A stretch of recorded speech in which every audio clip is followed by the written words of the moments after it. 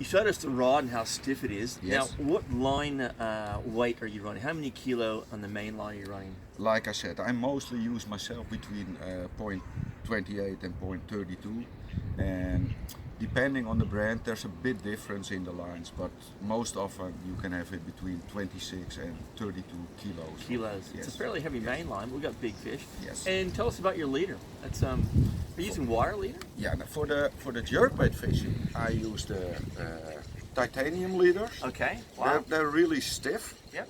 Yeah, and of course connected to the line ticked and the strength, and so adjust it together that you use the right materials. I mean, it doesn't make sense to fish a 25 kilo line and you use a leader. It doesn't matter, yeah. And I see you're using clips, so clips are quite common here rather than tying on, FG knots or unis and things? It depends on the way I fish with it.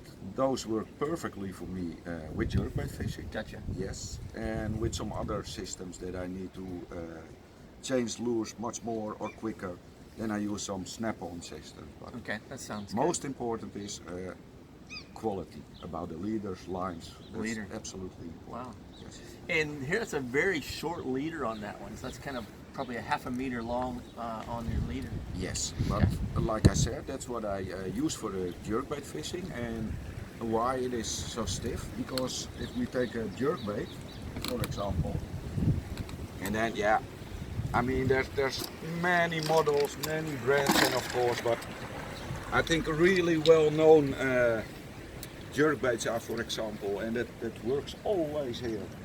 The Westing Swim jerkbaits, or this one, the Buster jerks, well known from CBC. Let's have a look. This has got a lot of bites around the tail, so there's a bit of action going on there. Yeah. The but now I won't lie, I this missed is- a lot of fish also. This is Strike Pro. They're one of the sponsors of a lot of competitions, and Yep. they're very popular here in Italy. So, you've got probably 3 boxes of lures. If you It's- kind of pull down 3 or 4 lures, run us through the lures of what you would use on this particular lake Yes. and kind of why. Like I said, the boat is full of lures, but it doesn't mean that you need to have it all. I mean, that's the same with colors. Colors are often a big discussion in the fishing industry, but I think colors are more for the anglers than for the fish. That's my I don't know any angler that doesn't have 10 million lures. They do it, and typically the guys that come to Worlds, they go and get the magazines. They go spend hundreds and hundreds of dollars, and you usually end up not using the same lure. Yes. Kind of straight. So what we're trying to do is nail it into stuff that's kind of Yes. get them in the ballpark. Yeah. That's a great jerk break. That one's by Strike Pro. Let me get a little bit back to connected to the rod. Okay. For the jerkbait fishing, and of course you can use some wobblers with it also. I mean, it doesn't mean you need 10 rods, but for the fishing you're gonna practice here. The average 2 rods is a good jerkbait rod, or for wobblers, and a rod for the rubber baits, but I will plastics. talk about it a little bit later. Okay. And for the jerkbaits, of course there's many brands, but if you take jerkbaits like these, Buster jerks, or take them from Westing, Yes. the swim models, they're very popular. So that's Strike Pro and Westing. Yep. Strike Pro and Westing, and of course there's They're many quality. other brands. They're quality lures, which is quite good. And we talked about colors.